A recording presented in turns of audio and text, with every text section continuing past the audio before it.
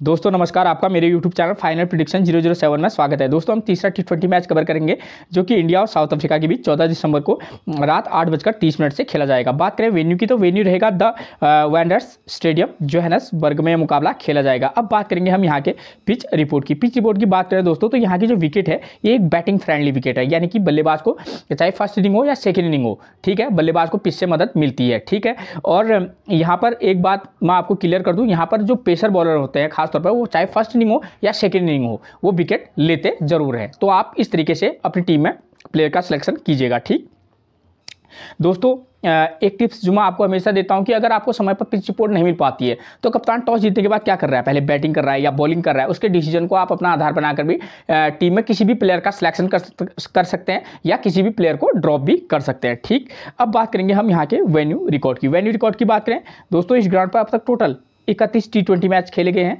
जहां batting first करने वाली टीम 15 बार और बैटिंग सेकंड करने वाली टीम 16 बार यहां अपने मुकाबले जीती है। ठीक है, अगर इस रिकॉर्ड को देखें तो यानी कि 15 बार बैटिंग फर्स्ट और 16 बार बैटिंग सेकंड करने वाली टीम जीती है, तो कोई भी यहां टीम अपना मुकाबला जीत सकती है, चाहे वो बैटिंग फर्स्ट हो या बैटिंग सेकंड। आप एक एक बात को ध्यान से सुनिएगा और रिकॉर्ड को आप अपने माइंड से एनालाइज कीजिएगा कि भाई मुझे इस किस तरीके की टीम बनानी चाहिए। ठीक है, और एवरेज स्कोर देखिए वो रहा है 175 रन। ठीक है, तो आप समझ सकते हैं कि यहाँ बल्लेबाजी करना लगभग इजी रहता है। ठीक हो गया। अब बात करेंगे हम दूसरा वाला वेन्यू रिकॉर्ड है जो कि आपके लिए ज़्यादा इंपॉर्टेंट रहेगा, वो है 2020 से 2023 के यहाँ जो भी T20 मैच खेले गए ये उनका रिकॉर्ड है। 2020 से 2023 के बीच यहाँ टोटल 4 T20 मुकाबले खेले गए हैं, जहाँ बैटिंग फर्स्ट करने वाली टीम 2 बार तो वहीं बैटिंग सेकंड करने वाली टीम भी 2 बार यहाँ अपने मुकाबले जीती है। और ये रिकॉर्ड भी क्या कह रहा है, ये रिकॉर्ड कह रहा है कि जो कोई भी टीम, जो टीम अच्छा खेलेगी वो टीम मैच जीतेगी, चाहे वो बैटिंग फर्स्ट करे या बैटिंग सेकंड। ठीक है, और एवरेज स्कोर देखिए 170 रन, यानी कि बल्लेबाजी के लिए अच्छी कंडीशन रहेगी। ठीक, अब बात करें इन 4 मुकाबलों की तो देखिए इन 4 मुकाबलों में टोटल 55 विकेट गिरे हैं, जहाँ फर्स्ट इनिंग में 29 विकेट तो सेकेंड इनिंग में 26 विकेट गिरे हैं। ठीक है, आप देखिए इन 55 विकेट्स में देखिए फर्स्ट इनिंग में पेसर ने लिए हैं 18 विकेट तो वही स्पिनर को महज 9 विकेट मिले हैं। ठीक है, और सेकेंड इनिंग में पेसर ने 15 विकेट तो स्पिनर ने 11 विकेट लिए हैं। ठीक, लेकिन मैं आपको ध्यान एक क्लियर कर दूं, यहाँ पर इसमें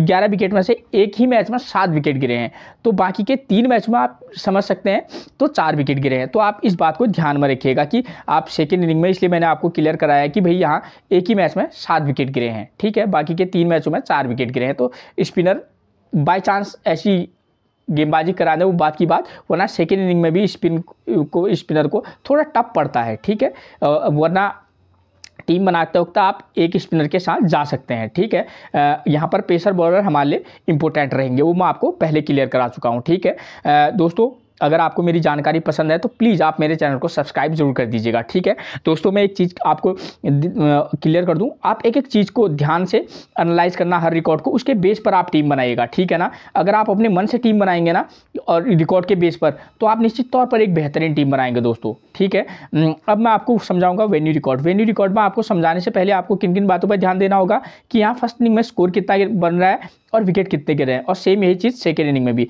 और फर्स्ट इनिंग में स्कोर करने वाले बल्लेबाजों का नंबर क्या है और सेकेंड इनिंग में भी। ठीक हो गया, और फर्स्ट इनिंग में जो टीम पेसर कितने विकेट ले रहे हैं, स्पिनर कितने विकेट ले रहे हैं, और सेकेंड इनिंग में भी। तो आपको इन पॉइंट पर ध्यान देना होगा, क्योंकि इससे आपको समझ में आ जाएगा कि भाई हमको किस प्रकार की टीम बनानी है और कप्तान और वाइस कप्तान हमको किसको देना है, बैट्समैन को देना है, बॉलर को देना है। ये सारी कन्फ्यूजन क्या हो जाती है, दूर हो जाती हैं। और मैं आपको एक चीज़ की और बता दूं, आपको इन रिकॉर्ड जो आप तक मैंने आपको समझाया है, जो मैच मैं आपको समझाऊंगा, इनके बेस पर आपको एनालाइज करना होगा कि भाई इस रिकॉर्ड के बेस पर यहाँ किस प्रकार का मुकाबला हो सकता है और मुझे कैसे टीम बनानी चाहिए। ठीक है ना, और टीम बनाना जब आपके किस प्रकार के से आपके लिए बेहतरीन टीम बनेगी, मैं आपको एक अपना जो जैसे मैं बनाता हूँ, मैं ऐसा करता हूँ कि मैं पहले ही जैसे मैं रिकॉर्ड सुनता हूँ उसके बाद मैं टीम बनाना शुरू कर देता हूँ कि भाई एक बार आप ये मान लीजिए कि इंडिया बैटिंग कर रही है। ठीक है, मैं उस तरीके की टीम बनाता हूँ, जैसे 3 टीम बनाता हूँ तो 3 टीम में ये मान के चलता हूँ कि इंडिया बैटिंग फर्स्ट कर रही है,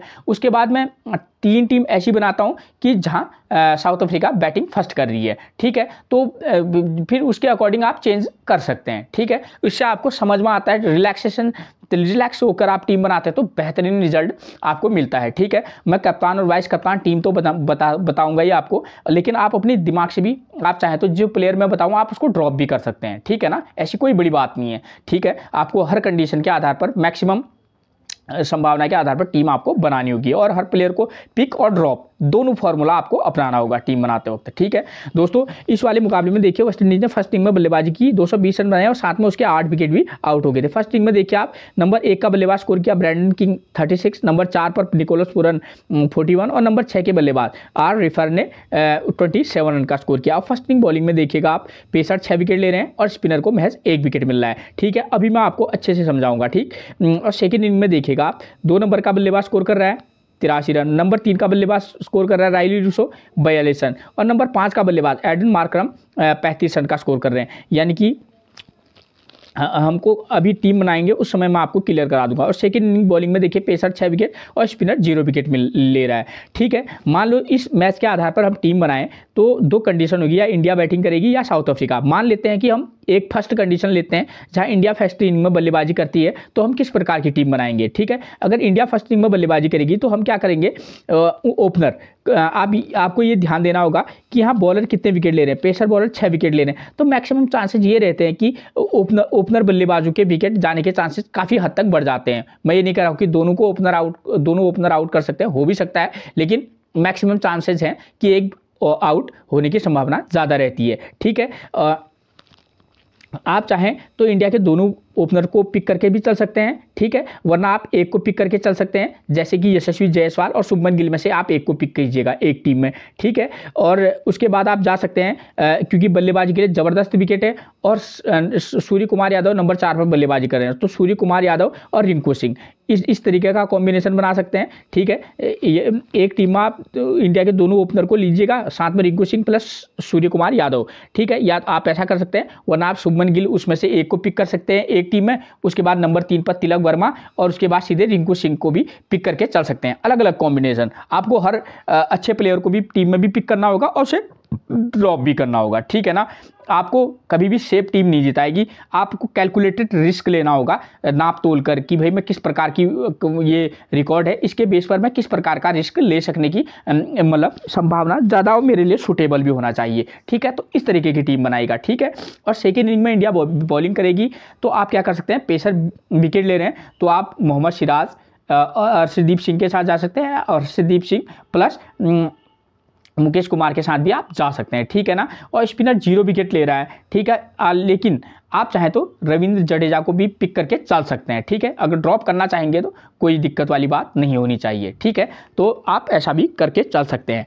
अब सेकेंड इनिंग बॉलिंग की बात करें तो इस कंडीशन में क्या होगा, साउथ अफ्रीका सेकेंड इनिंग में क्या कराएगी, बैटिंग करेगी। तो सेकेंड इनिंग में नंबर 2, नंबर 3 और नंबर 5 का बल्लेबाज स्कोर कर रहा है, तो हम क्या करेंगे, एक बार फिर से आप देखिए यहाँ भी पेसर 6 विकेट ले रहे हैं, तो लगभग चांसेस है कि ओपनर का बल्लेबाज विकेट जाएगा। तो आप क्या कर सकते हैं, एक मैच में आप ये कीजिएगा कि आप अगर दोनों ओपनर को मौका दे रहे हैं तो उस कंडीशन में आप आप क्या कीजिएगा कि यहाँ पर से एक पेसर बॉलर को ड्रॉप करके चलिएगा। ठीक है ना, तो आप दोनों ओपनर बल्लेबाजों जैसे हैंड्रिक्स और ब्रिज के, इन दोनों को एक टीम में मौका दीजिएगा, और एक टीम आप रिचा हैंड्रिक्स या ब्रिज के में से एक को मौका दे सकते हैं। उसके बाद एडन मार्करम जो कि नंबर 3 पर बल्लेबाजी करते हैं, और नंबर 4, 5 पर क्लासन मिलेंगे आपको, आप उनको भी पिक करके चल सकते हैं क्योंकि बल्लेबाजी के लिए कंडीशन ओके हैं। ठीक है ना, तो इस तरीके की टीम बना सकते हैं, या आप 2 नंबर, 4 नंबर, 5 नंबर को भी पिक करके चल सकते हैं। ठीक है, तो ये इस तरीके का कॉम्बिनेशन बनाकर चलिएगा।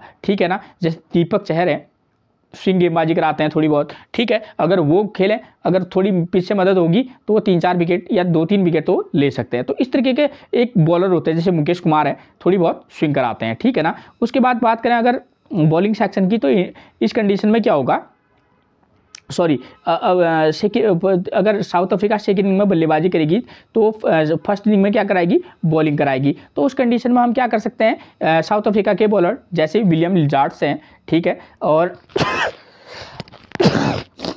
दोस्तों थोड़ा सा स्वास्थ्य खराब है, ठीक है, माफ़ी चाहता हूँ। तो आप उनकी तरफ से क्या कर सकते हैं, आप उनके बॉलर सेक्शन में से आप एंड्रयू फ्लेकवायो को ले सकते हैं, कोएट्जे को ले सकते हैं, ठीक है ना।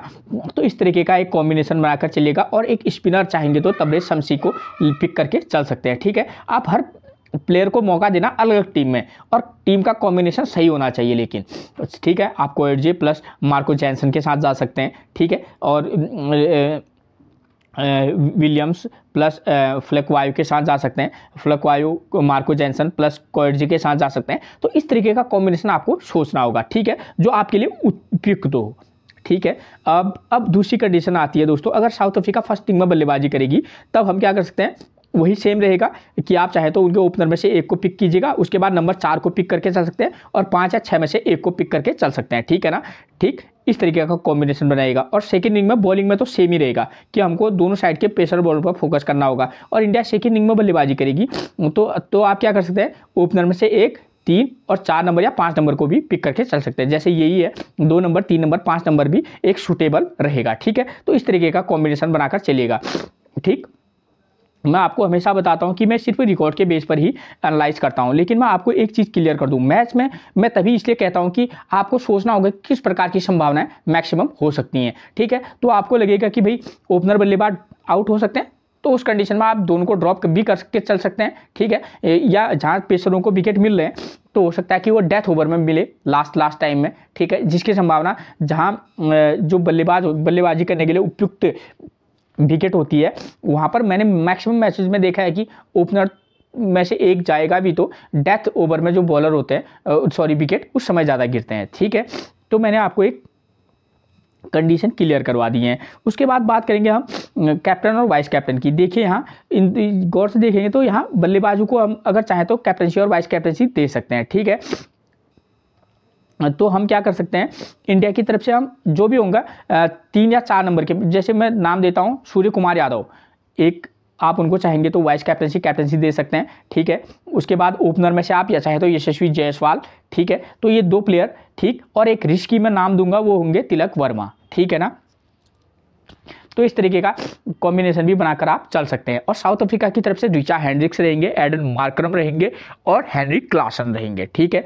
तो इन प्लेयरों पर थोड़ा सा फोकस करके चलेगा, क्योंकि बैटिंग फ्रेंडली विकेट है, तो जो टॉप ऑर्डर के बल्लेबाज हैं वो क्या कर सकते हैं, स्कोर करने की संभावना मैक्सिमम है। तो हम कप्तान और वाइस कप्तान भी उनको बनाएंगे तो हमारे थोड़ा सा बेनिफिट रहेगा, ठीक है। उसके बाद आपको जो उपयुक्त लगे दोस्तों, आप उस आधार पर भी कैप्टन और वाइस कैप्टन का सिलेक्शन कर सकते हैं, ठीक है। उसके बाद बात करेंगे दूसरे वाले वेन्यू मैच की। इससे आपको पता चलेगा कि भाई हम यहाँ किस प्रकार का मैच और भी होते हैं, और अगर ऐसा हो गया तो हम किस प्रकार की टीम बना सकते हैं। दोस्तों इसको मैं सीधे समझाऊंगा। दोस्तों ये मुकाबला पाकिस्तान और साउथ अफ्रीका के बीच खेला गया था, जहां पाकिस्तान ने फर्स्ट इनिंग में बल्लेबाजी किया और 140 रन पर उसके 9 विकेट आउट हो गए थे। देखिए यहाँ फर्स्ट इनिंग में स्कोर करने वाले बल्लेबाज 3 और 4 नंबर का बल्लेबाज स्कोर कर रहा है, ठीक है। और फर्स्ट इनिंग बॉलिंग में देखिए आप यहाँ पेसर 4 विकेट ले रहे हैं, स्पिनर भी 4 विकेट ले रहे हैं, ठीक है। यानी कि अगर हम इस बेस पर देखें तो सेकंड इनिंग में देखिए आप 2 नंबर का बल्लेबाज स्कोर कर रहा है 54 रन, और नंबर 4 पर हेनरी क्लासन ने 36 रन का स्कोर किया। और पेसर सेकंड इनिंग में पेसर भी 2 विकेट और स्पिनर भी 2 विकेट ले रहे हैं। तो आप ये देखिए कि अगर हम इस कंडीशन के आधार पर टीम बनाएं तो हम क्या कर सकते हैं, जो भी टीम फर्स्ट इनिंग में बल्लेबाजी करेगी तो यहाँ स्पिन और पेस दोनों को अच्छी खासी मदद मिल रही है। तो यहाँ पर ये मान के चलिए कि 1 नंबर 2 नंबर में से आप चाहे तो 2 नंबर वाले प्लेयर को पिक करके चल सकते हैं, उसके बाद 4 नंबर और 6 नंबर के प्लेयर को भी पिक करके चल सकते हैं। क्यों? क्योंकि यहाँ स्पिनर भी विकेट ले रहा है और साथ में पेसर भी विकेट ले रहा है, ठीक है ना। तो आप इस तरीके का कॉम्बिनेशन बना के चल सकते हैं, 2 नंबर 4 नंबर 6 नंबर, या 2 नंबर 3 नंबर 5 नंबर। मेरे ख्याल से इस तरीके का कॉम्बिनेशन आप बनाएगा, जो भी टीम फर्स्ट इनिंग में क्या करेगी, बल्लेबाजी करेगी। और यहाँ 3 और 4 दिख रहा है, आप प्लेइंग 11 को देखिएगा, उसमें किसकी फॉर्म बेहतरीन है आप उस आधार पर पिक करके चल सकते हैं, या आपको जो लगता है कि हाँ भाई ये प्लेयर स्कोर कर सकता है आप उसको भी पिक करके चल सकते हैं। और फर्स्ट इनिंग में जो भी टीम बॉलिंग करेगी उसके हम स्पेसर और स्पिनर दोनों का कॉम्बिनेशन लेकर चलेंगे, ठीक है। और सेकेंड इनिंग की बात करें, जो भी टीम सेकेंड इनिंग में बल्लेबाजी करेगी हम क्या करेंगे, उसके टॉप ऑर्डर में से एक को पिक कर सकते हैं, 3 नंबर और 5 नंबर के प्लेयर को भी पिक करके चल सकते हैं, ठीक हो गया। ये कंडीशन हो रहेगी। और जो टीम सेकेंड इनिंग में बॉलिंग कराएगी उसके हम स्पिन और पेस एक स्पिनर को लेकर चलेंगे, अगर एक मेन पेसर और एक ऑलराउंडर के साथ भी हम जा सकते हैं, ठीक है। तो इस तरीके का कॉम्बिनेशन बनाकर हम चलेंगे। और यहाँ पर कप्तानी लेकिन बदल जाएगी, ठीक है। यहाँ पर जो टीम फर्स्ट इनिंग में क्या कराएगी, यहाँ पर हमको एक तो अच्छा है विकल्प ये है कि यहाँ विकेट गिर रहे हैं तो हम क्या कर सकते हैं कि किसी ऑलराउंडर को जो खास तौर पर फर्स्ट इनिंग में क्या करे, बैटिंग करे और सेकेंड इनिंग में हम स्पिनर भी करा रहे हैं, तो उसको हम वाइस कैप्टनसी का रोल भी दे सकते हैं। और लेकिन अगर आपको थोड़ा सा रिस्क टेकर है, जो टीम फर्स्ट इनिंग में बॉलिंग कराएगी तो उसके एक स्पिनर को आप वाइस कैप्टनसी दे सकते हैं अगर देंगे तो। यहाँ मैक्सिमम मैचेस में स्कोर मैं आपको क्लियर कर चुका हूँ, यहाँ हाई स्कोर रहता है, बशर्ते ये वाले मैच में 140 का स्कोर बना है, लेकिन यहाँ मैक्सिमम मैचेस में हाई स्कोर बनता है, ठीक है। तो कहीं मतलब दाव उल्टा ना पड़ जाए, ठीक। रिकॉर्ड बाकी मैचों के रिकॉर्ड तो यही कहते हैं कि यहाँ मैक्सिमम मैचेस में रन स्कोर अच्छा रहता है, ठीक। और कप्तानी के लिए एक बार फिर से हमको बल्लेबाजी सेक्शन में जाना होगा। इस वाले मैच में हम चाहे तो 4 नंबर या 4 नंबर के प्लेयर को भी वाइस कैप्टनसी दे सकते हैं, ठीक है, चाहे वो फर्स्ट इनिंग में बल्लेबाजी करे या सेकेंड इनिंग में, ठीक है। और सेकेंड इनिंग में करेगा तो टॉप ऑर्डर 2 नंबर या 3 नंबर के प्लेयर को अगर आप चाहें तो उसको भी हम वाइस कैप्टनसी दे सकते हैं, ठीक हो गया। तो ये चीज़ें आपकी क्लियर होगी, ठीक है ना। अब बात करेंगे हम प्लेइंग 11 की। तो नंबर 1 पर हमको मिलेंगे कौन, यशस्वी जायसवाल, ठीक। टीम में प्लेइंग 11 में आप हमेशा इस बात का ध्यान रखिएगा, पिक ऑन ड्रॉप और pitch condition, venue matches, plus जो मैंने आपको रिकॉर्ड समझाया उसके बेस पर आपको क्या लगता है कि भाई यहाँ किस प्रकार का मैच हो सकता है और मैं किस प्रकार की टीम बनाऊंगा, ठीक है ना। तो ये चीज़ों को ध्यान रखिएगा, पिक और ड्रॉप, प्लेयर को पिक भी करना चाहे वो कितना महान हो और उसको ड्रॉप भी करना, ठीक है। यशस्वी जायसवाल का प्रदर्शन देखिए, 0 विकेट, 21, 37 और 6। इनको लेफ्ट आर्म मीडियम फास्ट से परेशानी होती है, मार्को जैनसन ने इनको पिछले मैच में आउट भी किया था, ठीक है। नंबर 2 पर मिलेंगे हमको शुभमन गिल, प्रदर्शन देखिए 9, 77, 6 और 7, ठीक है। Right arm medium fast, left arm Orthodox से दिक्कत होती है तो लिजार्ड विलियम्स, कोएट्जे और फिलिप वायो और तबरेज शमसी इनको परेशानी में डाल सकते हैं। दोस्तों मैं क्लियर कर दूं, या बैटिंग करना आसान है तो शुभमन गिल को आप पिक करके भी चलना और ड्रॉप करके भी चलना, ठीक है। नंबर 3 पर तिलक वर्मा की बात करें, 29, 31, 7 और 12, ठीक है। इनको लेफ्ट आर्म चाइनामैन और राइट आर्म मीडियम फास्ट से दिक्कत हो, तबरेज शमसी, विलियम्स, कोएट्जे और फ्लक वायु इनको परेशानी में डाल सकते हैं और तिलक वर्मा एक अच्छी भूमिका इस मैच में रह सकती है। नंबर 4 पर हमको मिलेंगे सूर्य कुमार यादव, बैटिंग पिच है, ठीक, बल्ले पर बॉल आती जाएगी, सूर्य कुमार यादव 70-80 रन का भी स्कोर कर सकते हैं। अगर थोड़ा सा बैड लक रहा तो तभी ये जल्दी आउट होंगे, वरना एक बेहतरीन स्कोर कर सकते हैं, क्योंकि मैंने अक्सर मैचों में देखा है जहां बॉल बल्ले पर आ रही होती है सूर्य कुमार यादव वहां स्कोर जबरदस्त करते हैं। पिछले मैच में 56, उससे पहले 5, 1, 39 और 19 अब तक का इनका प्रदर्शन है। लेफ्ट आर्म चाइनामैन और राइट आर्म मीडियम फास्ट से दिक्कत होती है तो तबरेज शमसी और right arm medium fast same रहेंगे, ठीक है। सूर्य कुमार यादव अच्छी पिक रह सकते हैं, ठीक है। नंबर 5 पर आपको मिलेंगे रिंकू सिंह, प्रदर्शन देखिए 68, 6, 46, ठीक है, ये इनका प्रदर्शन है। लाजवाब बैट्समैन है, लास्ट मैच में नॉट आउट रहे थे। लेग स्पिन और राइट आर्म मीडियम फास्ट से दिक्कत होती है, तबरेज शमसी, लिजार्ड विलियम, कोएट्जे और फ्लक वायु इनको परेशानी में डाल सकते हैं, तो आप किसी मैच में पिक भी कीजिएगा और ड्रॉप भी कीजिएगा। नंबर 6 पर मिलेंगे जितेश शर्मा, 1, 24, 35 और 12, ये अब तक का इनका प्रदर्शन है। ऑफ स्पिन से दिक्कत होती है, एडन मार्करम इनको परेशानी में डाल सकते हैं। दोस्तों मैं एक चीज़ क्लियर कर दूँ, जहाँ पर आपको लगेगा कि भाई यहाँ 160, 170 का स्कोर बनेगा, 160 के समथिंग का, तो आप जितेश शर्मा को पिक करके चलिएगा, ठीक। अगर आपको लगेगा कि नहीं तो इनको रखना हमारे लिए थोड़ा सा फायदेमंद नहीं रहेगा, क्योंकि नंबर 6 पर बल्लेबाजी करने आते हैं, ठीक है। जहाँ पर आपको लगे कि बैलेंसिंग मुकाबला हो सकता है, यहाँ 160, 165 के बीच टारगेट रह सकता है, तो आप चाहेंगे तो एक मैच में उस समय जितेश शर्मा को पिक करके चल सकते हैं। नंबर 7 पर मिलेंगे रविंद्र जडेजा, लेफ्ट हैंड बल्लेबाज, साथ में लेफ्ट आर्म ऑर्थोडॉक्स गेंदबाजी भी कराते हैं। पिछले मैच में 19 run 0 wicket, 1 wicket, 35 run 0 wicket और 27 रन 1 विकेट, ये अब तक का इनका प्रदर्शन रहा है। इनको राइट आर्म मीडियम फास्ट और लेफ्ट आर्म ऑर्थोडॉक्स से दिक्कत होती है, right arm medium fast same रहेंगे और लेफ्ट आर्म ऑर्थोडॉक्स मिलेंगे तबरेज शमसी। नंबर 8 पर हमको मिलेंगे कुलदीप यादव, प्रदर्शन देखिए 1 विकेट, 0 विकेट, 2 विकेट और 3 विकेट, ये अब तक का इनका प्रदर्शन है।